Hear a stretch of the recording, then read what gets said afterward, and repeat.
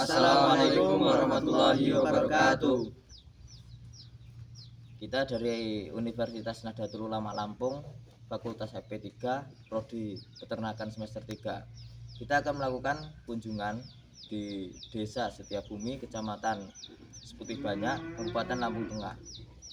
Sebelumnya, kita akan memperkenalkan diri. Saya Zidan Zakia Ahmad dengan NIM 2454232019. Saya Muhammad Ibnul Fahri dengan NIM 2454232027. Dan saya Ahmad Ibnu Rori dengan NIM 2454232035. Saya Dimas Adi Setiawan 2454232005. Dan kita akan mengunjungi seorang peternak yang pernah mengalami penyakit pada sapi, yaitu bagian reproduksi.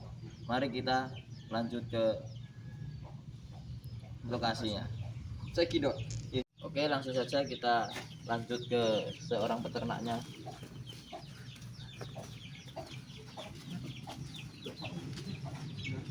Assalamualaikum warahmatullahi wabarakatuh. Waalaikumsalam.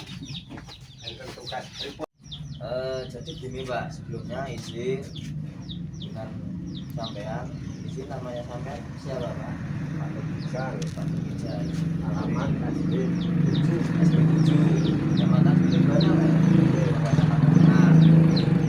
Nah, izin Pak, ini dari teman-teman dari Universitas Nahdlatul Ulama Lampung, dari Prodi Peternakan semester 3 ingin bertanya kepada Bapak.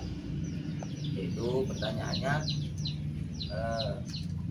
selama Bapak memelihara sapi itu pernah ada nggak Pak penyakit reproduksi yang pernah Bapak alami selama memelihara sapi? Ya, terima kasih ya. Saya itu pelihara sapi sudah puluhan tahun. Dulu itu sapi saya itu kan bunting, terus melahirkan itu jarak 1 bulan, terus mengeluarkan darah, terus baunya busuk itu. Terus lama-lama itu terus nggak mau kawin lagi sampai lama. Itu kendalanya gimana itu?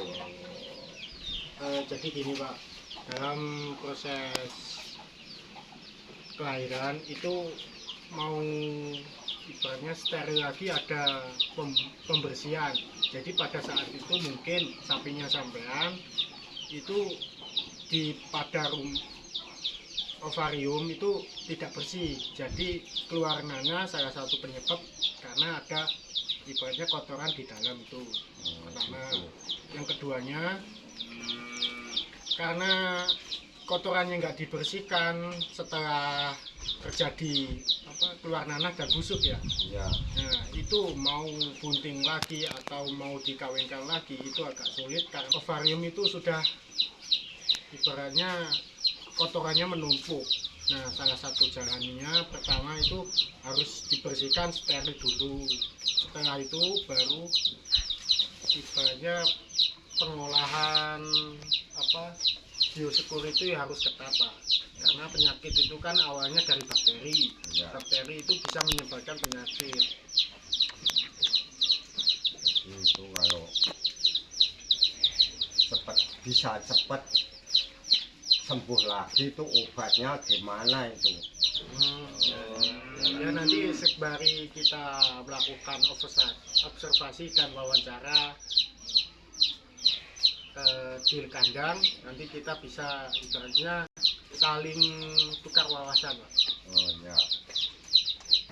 Jadi gini Pak, izin menjawab dari perwakilan teman-teman ini, yaitu yang penyakit yang dialami selama Bapak memelihara sapi ini semacam penyakit endometritis Pak.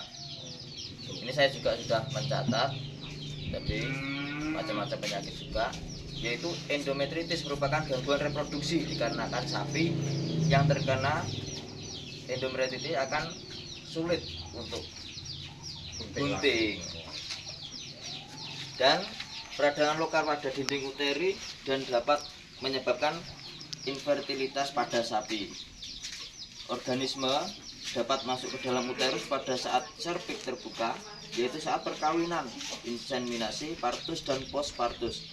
Endometritis ditandai dengan adanya leleran dari saluran reproduksi serta penebalan dinding uterus saat dilakukan preparasi. Jadi itu tadi kan Bapak menyebutkan keluarnya cairan itu. Nah, semacam ciri-cirinya penyakit endometritis. Dan endometritis juga ada dibagi menjadi dua, Pak. Sebenarnya itu yang akan dijelaskan oleh Mas Zidan. Ya, jadi endometritis itu dibagi menjadi dua, yaitu klinis dan subklinis. Nah, klinis itu dia seperti mengeluarkan cairan yang tingkah laku sapinya bertingkah seperti kayak gelisah atau tidak nyaman gitu, Pak. Ya gelisah. Ya, gelisah. Dan yang subklinis bisa di ini Mas Rory.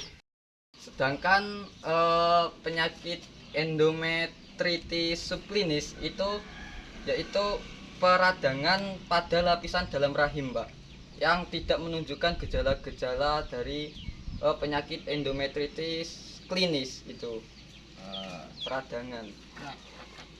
Jadi ini Pak, faktor penyebabnya itu ya, bisa dari infeksi bakteri, Pak. Oh gitu ya. Ya, infeksi bakteri, terus penyakit menular seks pada sapi, terus juga ada itu tuberkulosis, Pak. Biasanya tuberkulosis itu terjadi di luar paru-paru, dapat menyebarkan ke rahim, langsung menyebar ke rahim itu, terus terjadinya penyakit endometritis. Dan cara penanganannya bisa dilanjut dengan Mas Dimas. Ya, jadi kalau endometritis itu salah satu penularan, Pak. Kata Ya. Mas Parti kan penularan juga. Ya, ya. Nah, penularan itu bisa jadi karena ibaratnya satu pejantan buat 10 indukan. Oh, tuh. Jadi ibaratnya kotoran dari betina yang satu ditularkan lewat pejantan melalui kawin, Suntik. bukan kawin antar sapi. Oh gitu. Ya, karena kan ibaratnya kotoran atau bakteri masuk itu kan karena sudah terkena udara di luar. Nah, dimasukkan ke dalam tanpa ibaratnya sterilisasi. Juga itu kan termasuk juga biosecurity, Pak. Itu bersihan dari kandang. Mohon maaf ini juga, Pak. Ya ya. Bersihan kandang itu emang harus di